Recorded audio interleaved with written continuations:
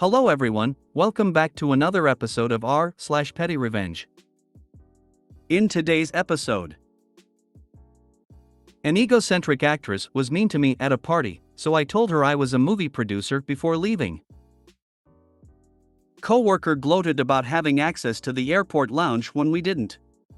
I told him the wrong gate. Employer told me I'm late for my first day, and doesn't understand he's got a wrong number. Before we get started, make sure to subscribe so you will never miss a video. So let's get started. An egocentric actress was mean to me at a party, so I told her I was a movie producer before leaving. I was at an event in Paris years ago, a kind of party for creative people. I was alone and I am a pretty shy person, but I like to speak with new people. It was a sitting dinner and I was sitting next to a woman who was extremely loud and egocentric, telling everyone in the room she was an actress looking for work. Even if I was sitting next to her, she never even turned her face in my direction, always speaking to people on the other side of the room. Every time there was a single silence and I had the opportunity to talk to someone near me, she loudly spoke over me about how much she needs to meet a movie producer. I was having a horrible evening. I can't stand people like that. I decided to leave early and go back home. I stood up and said, "Well, I need to wake up early tomorrow. Goodbye, guys." After more than 1 hour of ignoring me sitting next to her, she heard me and asked me, "Okay, bye, dude. By the way, what's your job, Yim?" And I told her I am a movie producer. Good night. I saw she was dead inside, and she tried to stand up and speak to me, but I left quick with a smile on my face. That's what she deserved. I really wish to see her expression, lol. She's an imaginary person, so her expression can be whatever you also imagine. Why couldn't you make me an architect? You know I've always wanted to pretend to be an architect. George Costanza. A shy producer and her falling for the remark, that's more like a wannabe actress than a real one. Good thing you did that. About 13 years ago, I went to visit some old friends in LA. One of them was a producer, others had some minor success in TV and movies, regular roles in network sitcoms or dramas, think like a season-long guest on The OC or The New Neighbor on a Thursday night NBC show. This means I got to go to some cool parties full with beautiful people who were all associated with the industry and looking for doors that could be opened. Many beautiful ladies said hello to me since it was clear I was close with these actors/producers. However, once they asked me what I did and heard my reply of financial consultant, they completely ignored me. The only one who was nice to me was one woman who had just arrived from Minnesota a few weeks ago and was so excited to have moved. My friend just said she isn't jaded yet when I told him. I get it, it's like a networking event and I'm useless to them. But man, some of them wouldn't even make an excuse, they'd just turn around and walk away once they knew I wasn't connected in the movie/TV industry. Are you actually a movie producer? That wasn't clear. Coworker gloated about having access to the airport lounge when we didn't. I told him the wrong gate. We work for a national agricultural supply company, but I am in a central role while he flies frequently and therefore has lounge access with the airline. We were flying from one city back to our own. He was bragging about it the whole day, and when we got to the airport, he wished us peasants a nice time in the airport food court, slumming it with the mouth breathers and so on. He'd bruise his own tonsils if he could. That kid of bloke. Anyway, our flight nears and he texts through asking what the gate is. The rest of us are walking down the skybridge onto the plane at this point. Now, this airport isn't exactly small. It's actually massive. We were getting on at gate 4. I told him we were at gate 44. We're laughing on the plane, imagining this bloke having to run through the terminal to catch it. Next minute, the doors on the plane lock and we're getting pushed back. That's when I thought I was F***ked. He'd complain and the boss would throw the book at me.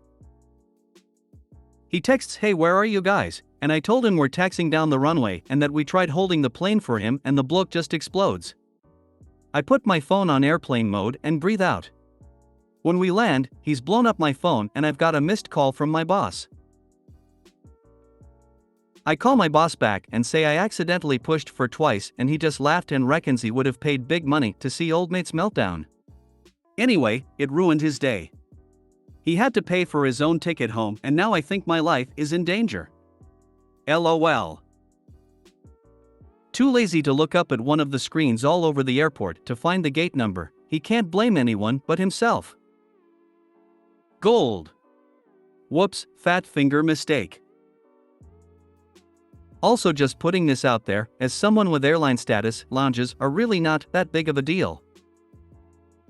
And if you've been to that lounge before in the past, you could probably log into their Wi-Fi. What's the problem? You got more time in your fancy lounge. Relax, you made it home eventually. It's not like it's terminal. Don't blame me, I sent you the correct gate info twice. How is your fault? He didn't know the gate. Everyone should always look up all the information themselves. That was his responsibility. Employer told me I'm late for my first day, and doesn't understand he's got a wrong number. Okay, so this is a story that happened in the summer last year. At my current job, I took 2 weeks of vacation, and right in the middle of the morning, around 6 a.m. of my first day off, I get a call. I don't answer. Then another. At the fourth call in a row, I decided to answer. Hello? Where are you? It's your first day, we're waiting for you. As far as I know, I have no clue who that is. I didn't have any job or anything planned that day, I'm supposed to hang out with my friends. Sorry dude, you got a wrong number, no clue what you're talking about. I hung up and go back to sleep. But no.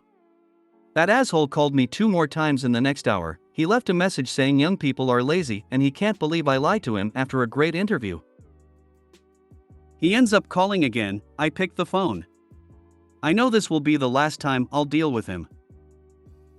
Yes, I know I'm late, I'm on my way. I'll be here soon, promise. I hung up, and then I blocked his number before going back to sleep.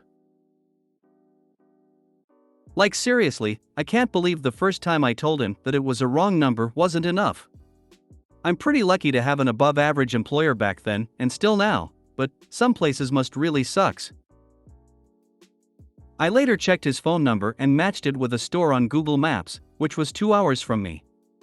I left a bad review saying the person working here harassed me on the phone. I'm guessing he didn't believe he had the wrong number and that the person he was trying to reach was lying to him. Doesn't really excuse him though. I can't even imagine thinking about this for more than a few minutes. If a new guy no-shows, my primary concern is that they're safe. If they're just ghosting me, I'm moving on, then trying to figure out if there's anything I should do different going forward. Not the same thing, but similar I guess. I started a new job and on my 3rd day I woke up to a really nasty cold. Sneezing, runny nose, all the symptoms. I told my now ex-wife I was going to go to work so they could see I really was sick. After a couple of hours, I told my boss that I needed to go home, I was really sick. He said he could see that and had wondered how long I was going to last. He wanted to see me in his office. I went and he said the company was odd. If I stayed out for 1 day, I was not that sick. If I stayed out 3 days, I was really sick. So I was to stay out until I was well. This was a Wednesday. By Sunday, I was over everything and went back on Monday. What I was told by my coworkers was I must have been really sick. Cool boss, wish I had someone like this in my life. Reminds me of a time I got a call from a store. I interviewed with them and then never heard from them. They called a couple of weeks later on my first day to ask why I wasn't there. I replied, I don't work there. I ended up speaking with the store manager and explained how 2 managers fought over who had to do the interview, then no offer of a job and the horrible conversation with the day manager about why I wasn't there. Store is closed now. I wonder why. And this is why you add people to the schedule after they have finished the paperwork, not before. If you made it to the end of the video, Thanks for watching. Don't forget to like, subscribe and share, and we will see you in the next video.